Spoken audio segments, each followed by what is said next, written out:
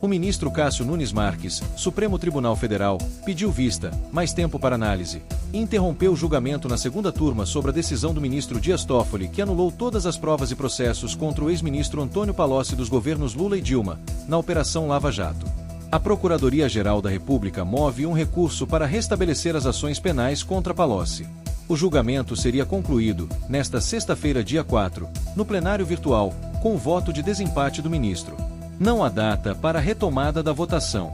Pelo regimento do STF, o ministro que pede vista tem até 90 dias para devolver o processo para julgamento. Caso contrário, a ação é liberada automaticamente para ser incluída novamente na pauta. Réu confesso, Antônio Palocci fechou acordo de colaboração premiada e delatou propinas de 333,59 milhões de reais supostamente arrecadadas e repassadas por empresas, bancos e indústrias a políticos e diferentes partidos nos governos Lula e Dilma Rousseff entre 2002 e 2014. A decisão não afeta o acordo de colaboração premiada, que continua válido. O ex-ministro pagou uma multa de 37,5 milhões de reais em troca dos benefícios da delação. Como relator, Toffoli abriu os votos.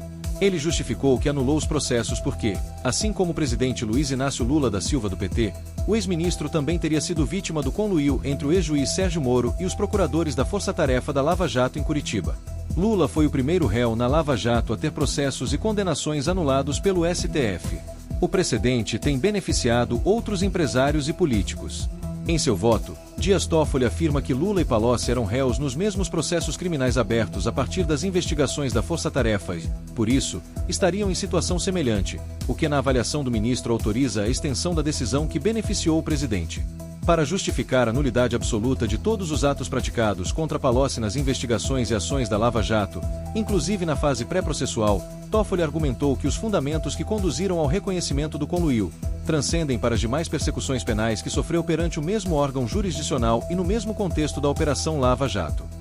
A decisão deve como base diálogos hackeados dos celulares de Sérgio Moro e dos procuradores da Lava Jato, obtidos na Operação Spoofing, que prendeu os responsáveis pelo ataque cibernético.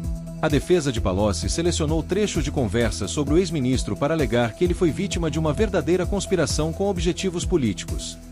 O ministro Gilmar Mendes acompanhou o posicionamento de Toffoli, mas não apresentou o voto escrito. Os ministros Edson Fachin e André Mendonça abriram divergência. Em seu voto, Fachin defendeu que o STF não poderia ter estendido a Palocci a decisão que beneficiou Lula porque são contextos diferentes. Em sua avaliação, o pedido do ex-ministro deveria ter sido apresentado e analisado pelo juiz que conduz os processos na primeira instância. Caso contrário, o Supremo Tribunal Federal estaria se comportando como um juiz universal de conhecimento. Não se pode, a pretexto de pedidos de extensão, examinar pedidos amplos e genéricos sobre as mais variadas investigações decorrentes da Operação Lava Jato, ainda que sob o manto de concessão de habeas corpus de ofício, sob pena de violação ao juiz natural e às regras de competência, afirmou. Fachin também argumentou que os diálogos obtidos na Operação Spoofing são graves, merecem ser apurados e o judiciário deve dar uma resposta sobre eles, mas não deveriam ser usados como prova porque não passaram por perícia oficial. O ministro André Mendonça foi na mesma linha e argumentou que o pedido de Palocci deveria ser analisado nas instâncias e vias apropriadas. Não é possível que, sob a justificativa da extensão, esta Corte adentre ao mérito da mais ampla gama de pedidos, elaborados por diversas partes e com relação apenas indireta quanto decisão paradigma, os quais deveriam ser apreciados nas instâncias ordinárias, sob o risco de que se viole o princípio do juiz natural e se transforme este tribunal em verdadeiro juiz universal. Defendeu. Ex-ministro da Fazenda no primeiro governo do presidente Lula disse em delação premiada que a oferta foi feita por Emílio Odebrecht, dono da construtora.